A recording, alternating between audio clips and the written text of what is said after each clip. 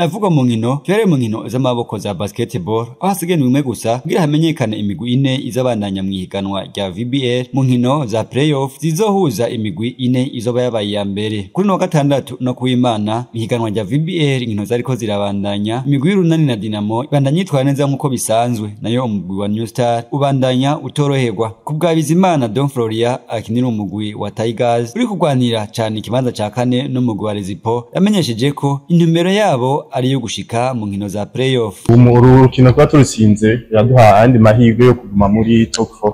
Kuri staff turiko turitegura neza kugira turabe ko twogumana ikibanza ca kane cyo gukina playoffs. Objectif ni gushika muri playoffs bikunze tugashikayo tugatwara i playoffs. Na nyuma y'urukino rutari goroshe kwahuje umugwi wa Dinamo n'umugwi wa Tigers kwarangiye ku ntsinzi ya Dinamo. Joris Ndumutima itegera cy'umumenyereza w'uwo mugwi amenyesheje ko babandanya bakosora udukosa tumwe tuzaturibonekeza ndetse anizeza abakunzi b'uwo mugwi ko bazokora ibishoboka byose kugira ngo batsinde urukino rwa nyuma ruzobahuza n'umugwi wa Remesha. Icyizere cyo kiriyo kubera urumva imbere yuko bitanguriye niyo objectif tuba dusanzwe dufise ngaho urabona ko imisi igenda niko tugerageza kuza turakosora aho bitagenze neza bitangwa nko muri fazale twaragize defeat imwe contre Urunani une defeat itatugyoye cyane kandi nibaze ko twashoboye gukosora aho twari tutitwaye neza twagerageje kubakosora nyuma muri phase retour turabatsinda gushika ubu phase retour turi à 100 fautes niko no bivuga nta match nimwe turatsindwa nibaza yuko ari ikintu ciza cyane mu objectif yacu nibaza yuko match ya nyuma contre Remesha